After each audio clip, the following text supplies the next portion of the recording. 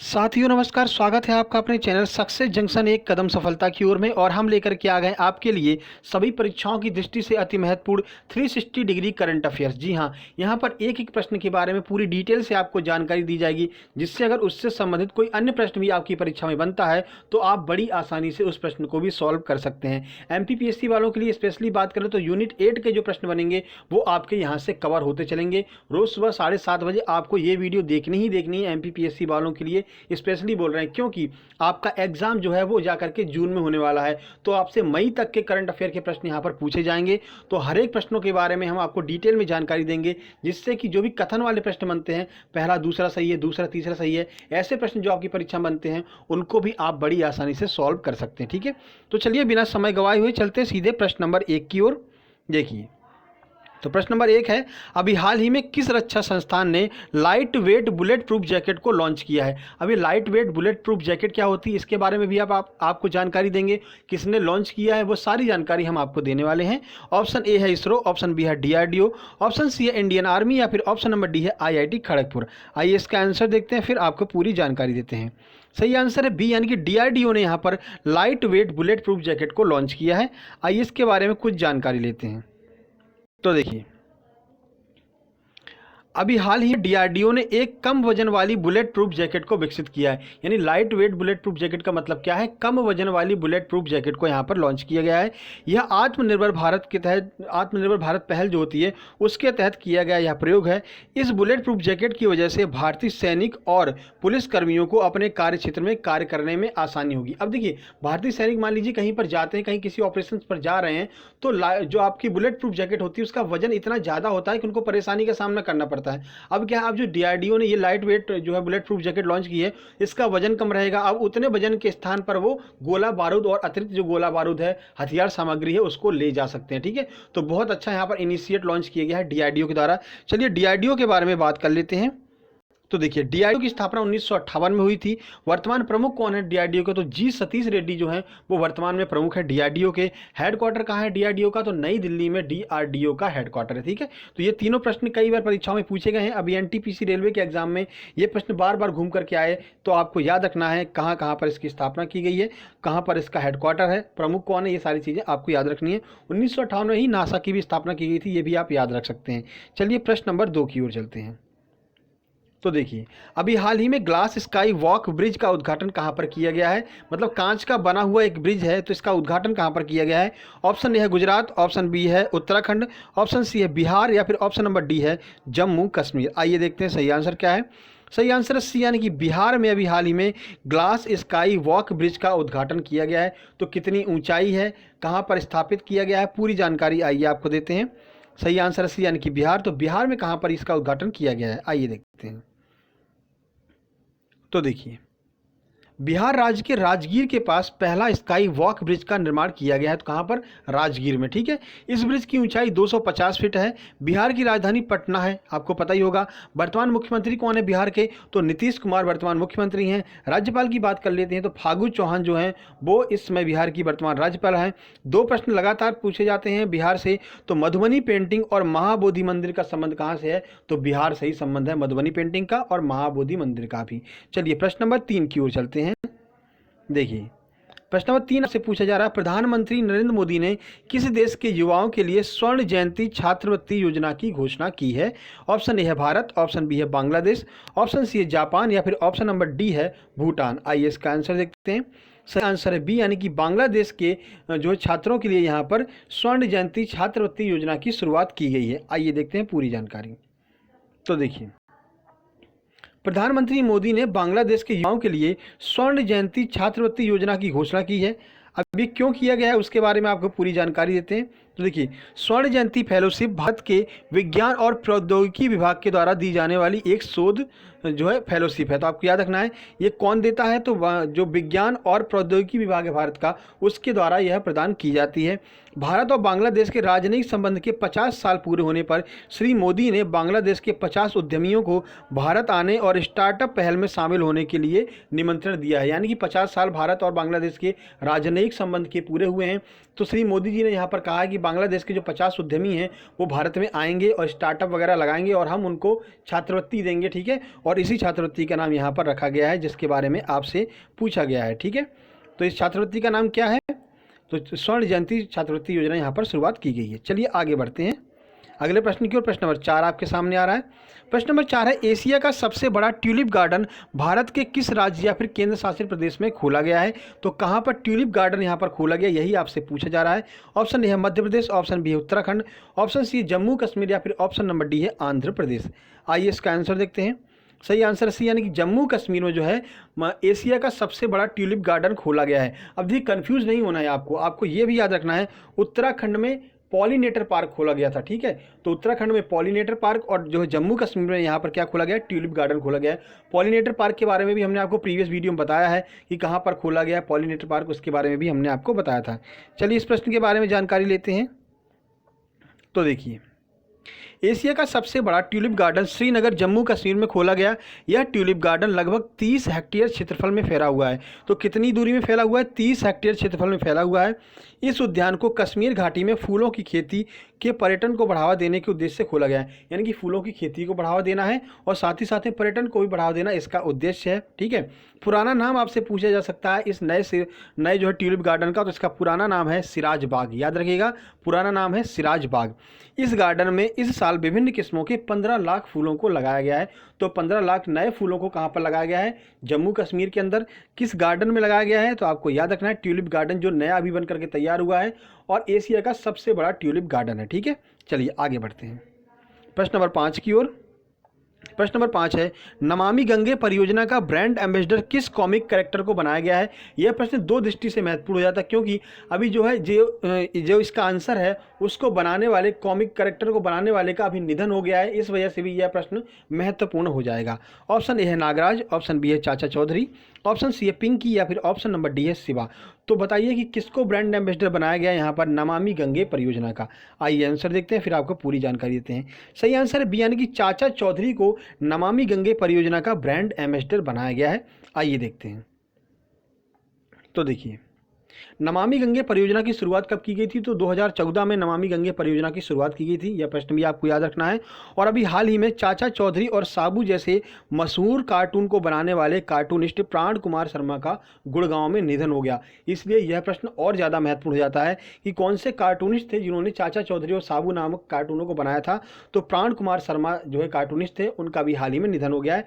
आपसे प्रश्न कई तरीके से पूछा जा सकता है कि प्राण कुमार शर्मा का संबंध किससे है, तब आप बताएंगे कि एक कार्टूनिस्ट हैं। ठीक है, किसका इन्होंने निर्माण किया था, कौन से कार्टून कैरेक्टर बनाए थे? तो चाचा चौधरी और साबू, ये कार्टून कैरेक्टर किसने बनाए थे? प्राण कुमार शर्मा ने बनाए थे। चलिए प्रश्न नंबर 6 की ओर चलते हैं।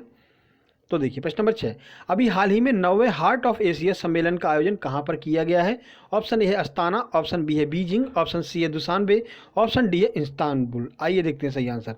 सही आंसर इसका सी यानी कि दुशानबे में जो है अभी हाल ही में 9वें हार्ट ऑफ एशिया सम्मेलन का आयोजन किया गया है। आइए देखते हैं पूरी जानकारी। तो 9वां हार्ट ऑफ एशिया सम्मेलन 2021 कजाकिस्तान की राजधानी दुशानबे के अंदर होगा। तो दुशानबे कहाँ की राजधानी है? तो कजाकिस्तान की राजधानी है दुशानबे। और पहला जो हार्ट ऑफ एशिया सम्मेलन था वो 2011 में जो है टर्की की राजधानी इस्तांबुल में हुआ था। ठीक है, तो पहला भी आपको याद रखना है और जो अभी हाल ही में हुआ उसको भी आपको याद रखना है। तो 2021 वाला दुशानबे में, 2011 वाला इस्तांबुल में किया गया था। ठीक है, अब देखिए ये होता क्या है, 9वां जो हार्ट ऑफ एशिया बनाया गया, किसको फोकस किसको किया जाता है? तो अफगानिस्तान को ध्यान में रखते हुए यह सम्मेलन आयोजित किया जाता है। तो भारत की तरफ से इसमें किसने भाग लिया था? तो श्री जयशंकर प्रसाद ने भारत की तरफ से इसमें भाग लिया था। ठीक है, चलिए आगे बढ़ते हैं, प्रश्न नंबर 7 की ओर चलते हैं। प्रश्न नंबर 7, अभी हाल ही में काला नमक चावल महोत्सव का आयोजन कहाँ पर किया गया है? ऐसे जो महोत्सव होते हैं वो बहुत ही ज़्यादा महत्वपूर्ण हो जाते हैं आपकी परीक्षा की दृष्टि से। ऑप्शन है उत्तर प्रदेश, ऑप्शन बी है महाराष्ट्र, ऑप्शन सी है मणिपुर, ऑप्शन नंबर डी है राजस्थान। आंसर देखते हैं। सही आंसर है यानी कि उत्तर प्रदेश में काला नमक महोत्सव का यहाँ पर आयोजन किया गया है। आइए देखते हैं इसके बारे में कुछ जानकारी। तो देखिए, अभी हाल ही में उत्तर प्रदेश के सिद्धार्थनगर में काला नमक चावल महोत्सव का आयोजन किया गया। यह महोत्सव झांसी में स्ट्रॉबेरी महोत्सव और लखनऊ में गुड़ महोत्सव के शानदार सफलता के बाद आयोजित किया गया था। अब देखिए यहाँ से आपके दो महोत्सव और क्लियर हो जा रहे हैं। तो स्ट्रॉबेरी महोत्सव कहाँ पर आयोजित किया गया था? तो झांसी में। एक और प्रश्न बनेगा कि गुड़ महोत्सव कहाँ पर आयोजित किया गया था? तो लखनऊ में गुड़ महोत्सव का आयोजन किया गया था। चलिए आगे बढ़ते हैं। तो इसका आयोजन कैसे, मतलब किस आधार पर किया जा रहा है? तो इसका आयोजन वन डिस्ट्रिक्ट वन प्रोडक्ट के आधार पर किया जा रहा है, मतलब कि एक डिस्ट्रिक्ट के एक प्रोडक्ट को बढ़ावा दिया जाएगा, तो उसके आधार पर यहाँ पर इसका जो है आयोजन किया जाता है। और काला नमक चावल को बुद्ध चावल भी कहा जाता है, तो आपको याद रखना है काला नमक चावल का ही दूसरा नाम क्या है? बुद्ध नमक जो है, बुद्ध चावल इसका नाम होता है। चलिए प्रश्न नंबर 8 की ओर चलते हैं। और काला घोड़ा महोत्सव कहाँ पर मनाया जाता है? तो याद रखना है काला घोड़ा महोत्सव महाराष्ट्र के अंदर मनाया जाता है, आपको कन्फ्यूज नहीं होना, ठीक है। काला घोड़ा महोत्सव महाराष्ट्र से संबंधित है। काला नमक चावल महोत्सव कहाँ से संबंधित है? तो उत्तर प्रदेश के सिद्धार्थनगर से। चलिए प्रश्न नंबर 8 की ओर चलते हैं। प्रश्न नंबर 8, एशिया के पहले व्यक्ति कौन है जिन्हें अंतर्राष्ट्रीय रेंजर अवार्ड से सम्मानित किया जाएगा? बहुत ही ज़्यादा महत्वपूर्ण प्रश्न है। ऑप्शन ए है महेंद्र गिरी, ऑप्शन बी है सौरभ गांगुली, ऑप्शन सी है मनोज सिन्हा, या फिर ऑप्शन नंबर डी है नवीन पटनायक। आइए आंसर देखते हैं। सही आंसर ए यानी कि महेंद्र गिरी को यहाँ पर जो है रेंजर ऑफ अंतर्राष्ट्रीय रेंजर अवार्ड से यहाँ पर सम्मानित किया जाएगा। चलिए देखते हैं कहाँ पर ये कार्यरत है। तो देखिए राजाजी नेशनल पार्क उत्तराखंड के रेंज ऑफिसर महेंद्र गिरी को IUCN के द्वारा एशिया के पहले अंतर्राष्ट्रीय रेंजर अवार्ड से सम्मानित किया जाएगा। तो एशिया का पहला अंतर्राष्ट्रीय रेंजर अवार्ड किसे दिया जा रहा है? तो राजाजी नेशनल पार्क के रेंज ऑफिसर महेंद्र गिरी को यह सम्मान प्रदान किया जाएगा, ठीक है। चलिए राजाजी नेशनल पार्क की बात करते हैं। तो राजाजी नेशनल पार्क का नाम सी राजगोपालाचारी के नाम पर रखा गया था। यह प्रश्न कई बार पूछा गया है NTPC के एग्जाम में भी कि जो है राजाजी नेशनल पार्क का नाम किस महान क्रांतिकारी या फिर किस महान भारतीय के नाम पर रखा गया है? तो आपको याद रखना है सी राजगोपालाचारी के नाम पर रखा गया था, ठीक है। चलिए प्रश्न नंबर 9 की ओर चलते हैं। प्रश्न नंबर 9, अभी हाल ही में वैश्विक आर्थिक मंच द्वारा जारी ग्लोबल जेंडर गैप इंडेक्स 2021 में भारत का कौन सा स्थान है? ऑप्शन ए है 140, ऑप्शन बी है 139, ऑप्शन सी है 94, या फिर ऑप्शन नंबर डी है 112। आइए इसका आंसर देखते हैं, फिर आपको 2020 वाले भी बताएंगे। सही आंसर है ए यानी कि 140वें स्थान पर रहा है यहाँ पर ग्लोबल जेंडर गैप इंडेक्स 2021 में भारत। अब देखिए इसको जारी कौन करता है, यह प्रश्न कई बार पूछा गया है। आइए देखते हैं। तो global gender gap index report विश्व आर्थिक मंच यानी कि वर्ल्ड इकोनॉमिक फोरम के द्वारा यहाँ पर जारी की जाती है। पहला प्रश्न आपका यहीं से बन जाएगा। उसके बाद इसमें भारत की रैंक 140वीं है। पहले स्थान पर कौन है? तो पहले स्थान पर आइसलैंड है। और आखिरी स्थान पर कौन है? तो अफगानिस्तान जो है 156वें, यानी कि आखिरी स्थान पर अफगानिस्तान है। वर्ष 2020 की बात कर लेते हैं। तो भारत की रैंक वर्ष 2020 में 112वें नंबर पर थी, ठीक है। तो 4 से 5 प्रश्न आपके इसी में क्लियर हो गए। जब कथन वाले प्रश्न भी बनेंगे तो इसी में से कथन वाले प्रश्नों को भी बनाया जाएगा कि इसमें भारत की रैंक 140 है। भारत की 2020 में रैंक क्या थी? 112 थी। बताइए कौन सा सही है? पहला दूसरा सही है, दोनों सही है। तो ऐसे आप प्रश्नों को आसानी से सॉल्व कर सकते हैं अगर आपको प्रश्न के बारे में डिटेल में जानकारी होगी। देखिए सारी चीज़ें आपको रिटन फॉर्म में उपलब्ध कराई जा रही हैं। अगर आप चाहें तो इसका PDF जो है हमारे टेलीग्राम चैनल से डाउनलोड कर सकते हैं। टेलीग्राम चैनल पर कैसे जाना है? टेलीग्राम ऐप पर जाइए, वहाँ पर सर्च कीजिए सक्सेस जंक्शन, आपको हमारा टेलीग्राम चैनल दिख जाएगा, लोगो दिख जाएगा, उसको ज्वाइन कर लीजिए। वहाँ से आप पूरे के पूरे जो है PDF वहाँ पर डाउनलोड कर सकते हैं। साथ ही साथ में जो इससे पहले हमने यूनिट 9 MPPSC वालों के लिए स्पेशल वीडियो डाली है, यूनिट 8, यूनिट 10, यूनिट 7 की वीडियो वहाँ पर सारी की सारी वीडियो डाली हुई है, आप जाकर के वहाँ पर देख सकते हैं। और आप चाहें तो प्लेलिस्ट में जाकर के भी देख सकते हैं, चैनल की प्लेलिस्ट में जाकर के ये सारी वीडियो की आप प्रैक्टिस यहाँ पर कर सकते हैं। चलिए आगे बढ़ते हैं, प्रश्न नंबर 110 की बात करते हैं। तो प्रश्न नंबर 110 है, ICICI ने UPI आधारित फास्ट टैग जारी करने के लिए किसके साथ में समझौता किया है? ऑप्शन ए है फोन पे, ऑप्शन बी है पेटीएम, ऑप्शन सी है गूगल पे, या फिर ऑप्शन नंबर डी है इनमें से कोई नहीं। आंसर की बात करते हैं। सही आंसर है ए यानी कि ICICI ने UPI आधारित फास्टैग के लिए फ़ोन पे के साथ में समझौता किया है। अब फ़ोन पे और ICICI के बारे में आपको पूरी जानकारी होनी चाहिए, क्योंकि विभिन्न तरह से प्रश्न बन करके आपके सामने आते रहते हैं। तो देखिए 3 अप्रैल को ICICI बैंक ने UPI आधारित फास्टैग जारी करने के लिए फ़ोन पे के साथ में समझौता किया है, ठीक है। तो ये तो सीधा सीधा आंसर हो गया। अब देखिए आपके लिए महत्वपूर्ण क्या है, तो ICICI बैंक का मुख्यालय कहाँ पर है? तो मुंबई में है ICICI बैंक का मुख्यालय। ICICI बैंक के MD या फिर CEO कौन है? तो संदीप बख्शी जो है वो वर्तमान में ICICI बैंक के MD और CEO हैं। ICICI बैंक की टैगलाइन क्या है? टैगलाइन जरूर पूछा जाता है, तो हम है ना ख्याल आपका ICICI बैंक की टैगलाइन है। फ़ोन पे के CEO की बात कर लेते हैं। तो फ़ोन पे के CEO हैं समीर निगम, और फ़ोन पे का मुख्यालय कहाँ पर है? तो बेंगलुरु कर्नाटक में फ़ोन पे का मुख्यालय है। तो ये इतने सारे प्रश्न आपके यहाँ पर बन सकते थे इस एक प्रश्न से, जो कि हमने आपको क्लियर करा दिया है। चलिए आगे बढ़ते हैं। तो देखिए कल के प्रश्न के आंसर की बात कर लेते हैं। तो कल के प्रश्न का सही उत्तर है नमस्ते ट्रंप कार्यक्रम। कल हमने आपसे पूछा था कि अमेरिका के जो इससे पहले के जो राष्ट्रपति थे वो भारत में आए थे और उनके सम्मान में कौन सा यहाँ पर कार्यक्रम आयोजित किया गया था। तो नमस्ते ट्रंप कार्यक्रम आयोजित किया गया था।